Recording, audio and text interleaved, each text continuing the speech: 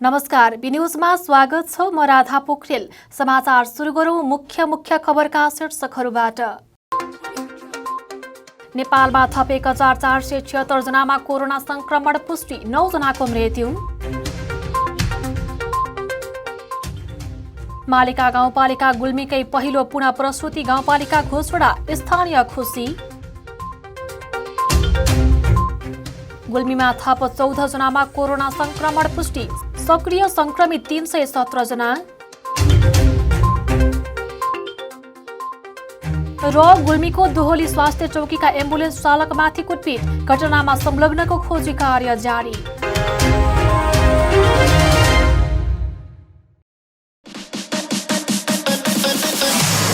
तमघासमा तपाईहरूले पारिवारिक वातावरणमा स्वादिष्ट ताजा नास्ताका परिकारको साथमा रमाउने ठाउँ खोजिरहनु भएको छ? यदि त्यसो हो भने आउनुहोस् तमघासको पुतली बजारमा रहेको द स्टार फ्यामिली रेस्टुरेन्टमा, जहाँ तपाईले पाउनुहुनेछ मोमो आइटममा chicken momo, mutton momo, paneer momo, steam momo, झोल momo, fry momo, chilli momo. Chow mein आइटममा veg chow mein, mushroom chow mein, chicken chow mein, अन्डा chow mein, paneer chow mein, mutton chow mein, mix chow mein. मासु आइटममा चिकन फ्राई, चिकन तास, chicken chilli, lollipop, leg piece, सादीको मासु। मटन आइटममा भुटुवा, तास, हेकुला र सादीको मासु पाइन्छ। साथै चिसो तातोको साथमा चिया कफी, लस्सी अनि फिङ्गर चिप्स, ससेज आइटम पाइनुका साथै तपाईको अर्डर अनुसार हरेक प्रकारका नास्ताको परिकार तयार गरिन्छ। बर्थडे पार्टी, मिटिङको लागि डिलक्स रुमको पनि व्यवस्था छ। साथै हामी कहाँ हुक्का आइटमहरू पनि पाइन्छ। सम्पर्क The Star Family Restaurant, Resunga नगरपालिका 1 Putali Bazar, Tamghas, Gulmi. Proprietor Ramprasad Pandey. Mobile number 984171 05766 र 9869832309। एक पटक सेवा गर्ने मौका अवश्य दिनुहोस्।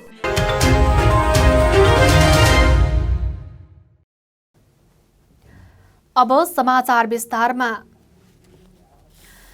नेपालमा पछिल्लो 24 घण्टामा थप 1476 जनामा कोरोना भाइरसको संक्रमण पुष्टि भएको छ। स्वास्थ्य तथा जनसङ्ख्या मन्त्रालयका अनुसार पछिल्लो 24 घण्टामा 15,690 जनाको आरटीपीसीआर र एन्टिजेन विधिबाट परीक्षण गर्दा 1,476 जनामा कोरोना संक्रमण पुष्टि भएको हो। मन्त्रालयका अनुसार 10,575 जनाको आरटीपीसीआर विधिबाट परीक्षण गर्दा 1,103 जना र 5,115 जनाको एन्टिजेन विधिबाट परीक्षण गर्दा 373 जनामा कोरोना संक्रमण पुष्टि भएको हो। यो सँगै नेपालमा कोरोना भाइरस संक्रमितको कुल संख्या 8,80,152 जना पुगेको छ।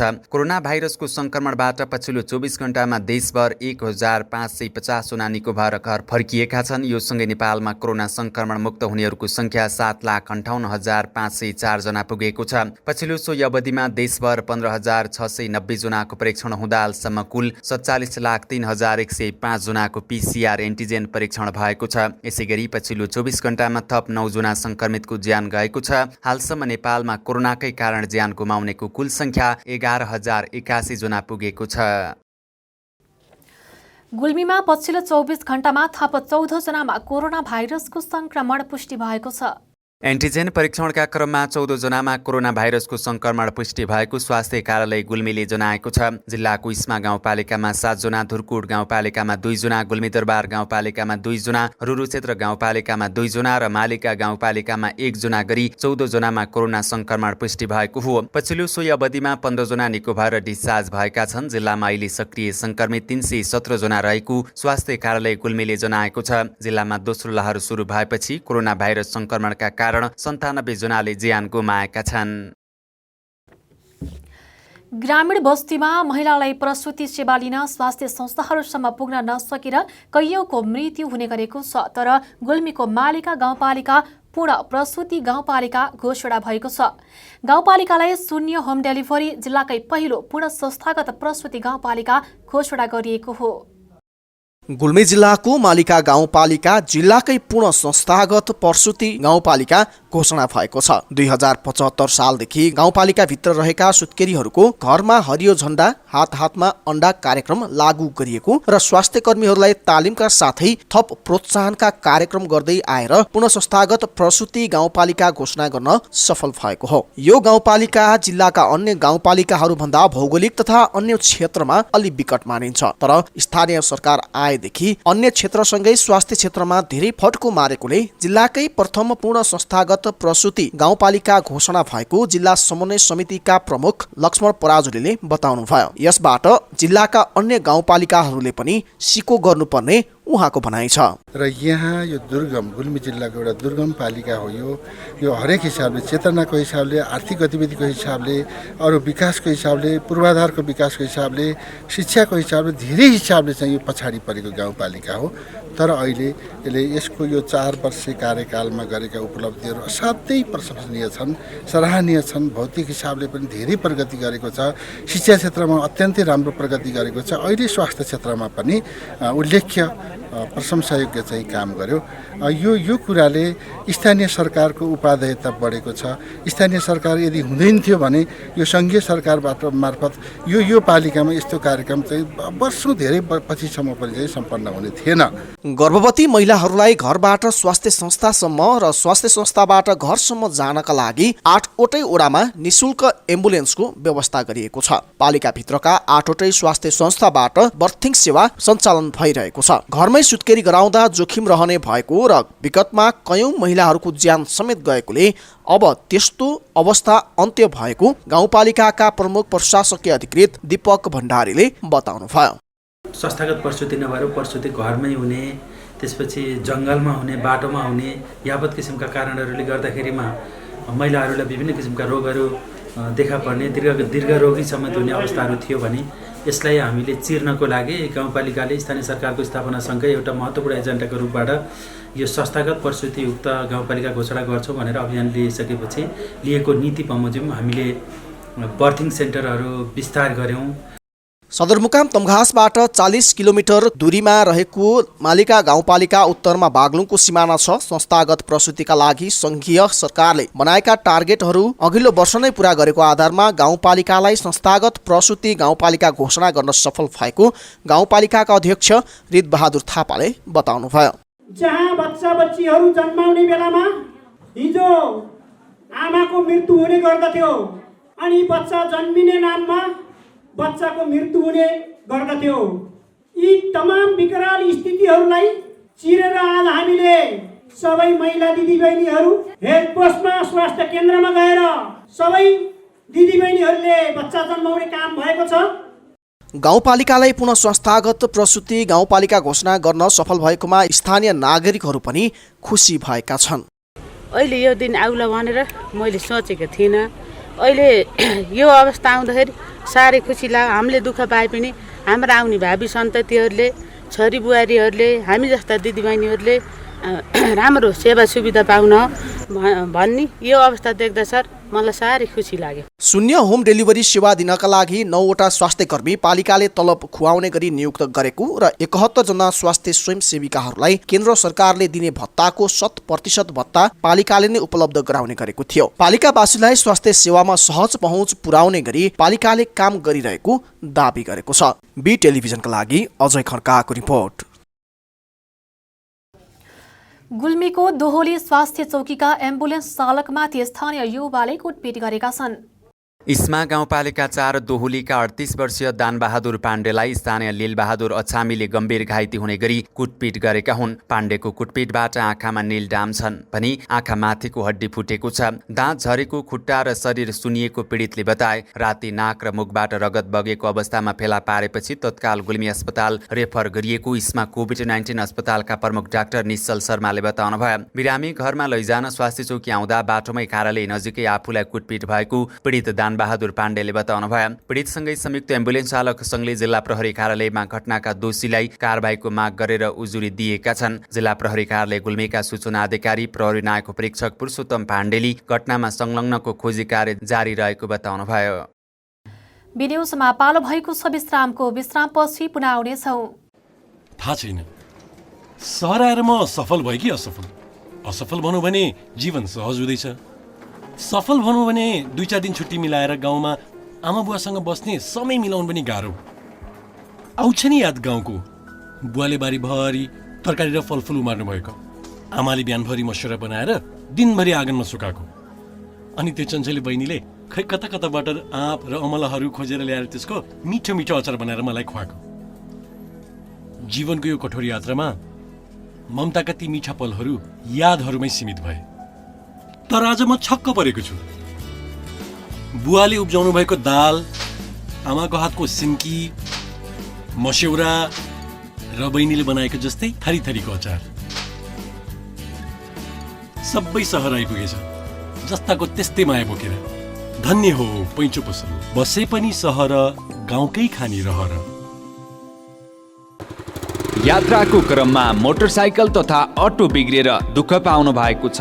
अब दुःख पाउने दिन गए। तमघासको ब्रदर वर्कसपमा तपाईँले पाउनुहुनेछ मोटरसाइकल र अटो बिग्रेकै ठाउँमा मर्मत गर्ने सुविधा। ब्रदर्स वर्कसप, रेसुङ्गा नगरपालिका 8, तमघास, बुढाथोकी बस पार्क माथि, पेट्रोल पम्प मुनि।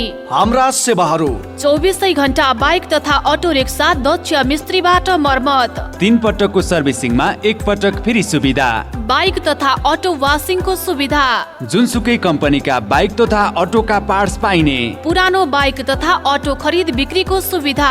एकल फोनको भरमा बाइक तथा अटो बिग्रेकै ठाउँमा पुगेर मर्मत गर्ने सुविधा। साथै 24 घण्टा अटो रिजर्भको सुविधा पनि छ है। प्रोपराइटर विश्वश्रेष्ठ र विशाल राणा। सम्पर्क 98520 99100, 98440 90489 र 98444 80444।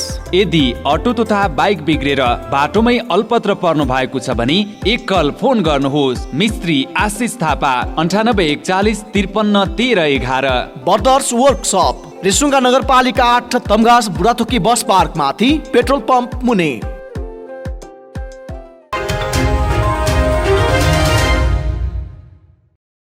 विश्रामपछि पुनः स्वागत छ। अब बाँकी समाचार। अपाङ्ग बाल अस्पताल तथा पुनर्स्थापना केन्द्रद्वारा सञ्चालित सक्षम परियोजना गुल्मीले राहत वितरण कार्यक्रम गरेको छ। गुल्मी जिल्लाका 12वटै स्थानीय तहमा राहत वितरणको कार्यक्रम गर्ने गरी जिल्लाका विभिन्न स्थानीय तहमा राहत वितरण सम्पन्न भइसकेको संस्थाले जनाएको छ। उक्त संस्थाले जिल्लाको मुस्टिकोट नगरपालिकामा 3 जना, सत्यवती गाउँपालिकामा 2 जना, चन्द्रकोट गाउँपालिकामा 3 जना, रुरुक्षेत्र गाउँपालिकामा 4 जना, छत्रकोट गाउँपालिकामा 2 जना, गुल्मी दरबार गाउँपालिकामा 1 जना, मदाने गाउँपालिकामा 1 जना र रेसुङ्गा नगरपालिकामा 2 जनालाई राहत वितरण सम्पन्न गरिसकेको छ। यस्तै संस्थाले बाँकी रहेका मालिका गाउँपालिका, इस्मा गाउँपालिका, धुरकोट गाउँपालिका र कालीगण्डकी गाउँपालिकामा पनि अब छिट्टै राहत वितरण गर्ने जनाएको छ। स्थानीय तहबाट अनुमति लिएर अति विपन्न अपाङ्गता भएका परिवारलाई राहत वितरण गरेको सक्षम परियोजना सहायक जिल्ला CBR सुपरभाइजर राधा थापाले जानकारी दिनुभयो। विभिन्न स्थानीय तहमा पुगेर सक्षम परियोजना गुल्मीका पुनर्स्थापक सहायक तुलसी पाण्डे, निर्मला पुरी र अस्मिता सापकोटाले राहत वितरण गर्नुभएको थियो। प्रति व्यक्ति 25 किलो चामल, 1 किलो चिनी, 2 लिटर तेल, 3 किलो दाल, सेनिटाइजर, मास्क, साबुन लगायतका सामग्री प्रदान गरिएको छ। गाउँ-गाउँका दूरदराजमा रहेका अति विपन्न परिवारका अपाङ्गता भएका घर परिवारले राहत पाएपछि खुसी व्यक्त गरेका छन्। उक्त संस्था गुल्मी जिल्लामा स्थापना भएको सन् 2017 देखि नै निरन्तर सामाजिक क्षेत्रमा काम गर्दै आएको छ। अपाङ्गता भएका 18 वर्ष मुनिका बालबालिकालाई पहिचान र उपचार गर्ने र उनीहरूलाई फेरि समुदायमै पुनर्स्थापना गर्ने काम संस्थाले गरेको छ। अहिलेसम्म जिल्लामा 602 जनाले सेवा पाइसकेका छन्। यस्तै अपाङ्ग बाल अस्पतालले विगत 35 वर्षदेखि निरन्तर सेवा दिँदै आएको संस्थाले जनाएको छ। जन्मदिनको अवसरमा एकजना स्वास्थ्य कर्मीले विद्यार्थीहरूलाई शैक्षिक तथा स्वास्थ्य सामग्री वितरण गरेका छन्। सदरमुकाम तमघास उदिनडुङ्गा स्थित राम मेडिकल हलका सञ्चालक एवं गुल्मी अस्पतालका ल्याब टेक्निसियन नवराज मरासिनीले उपल्लो तमघास माध्यमिक विद्यालयमा फरक क्षमता भएका विद्यार्थीहरूलाई विभिन्न सामग्री वितरण गर्नुभएको हो। कुल 24 जना विद्यार्थीहरूलाई कापी, कलम, मास्क, फर्स्ट एड बक्स, दिवा, खाजा, सेनिटाइजर लगायतका शैक्षिक एवं स्वास्थ्य सामग्री प्रदान गरेको मरासिनीले बताउनुभयो। जन्मदिनको अवसरमा फजुल खर्च कटाएर विद्यार्थीहरूलाई सहयोग गरेको उहाँको भनाइ छ। आफूसँग बढी रकम भएर नभई समाजमा सकारात्मक परिवर्तन ल्याउनको लागि फरक क्षमता भएका बाल बालिकाहरूलाई सहयोग गरेको उहाँले बताउनुभयो। सामग्री पाएपछि विद्यार्थीहरू खुसी भएका छन् भनी विद्यालयले पनि सहयोग गर्ने मरासिनीलाई धन्यवाद दिएको छ। हामी बी न्युजको अन्त्यमा छौं। बिदा हुनु पूर्व मुख्य शीर्षकहरू पुनः एकपटक। नेपालमा थप 1476 जनामा कोरोना संक्रमण पुष्टि, 9 जनाको मृत्यु। मालिका गाउँपालिका गुल्मीकै पहिलो पुनः प्रसूति गाउँपालिका घोषणा, स्थानीय खुसी। गुल्मीमा थप 14 जनामा कोरोना संक्रमण पुष्टि, सक्रिय संक्रमित 317 जना। र गुल्मीको दोहोली स्वास्थ्य चौकीका एम्बुलेन्स चालकमाथि कुटपिट, घटनामा संलग्नको खोजी कार्य जारी।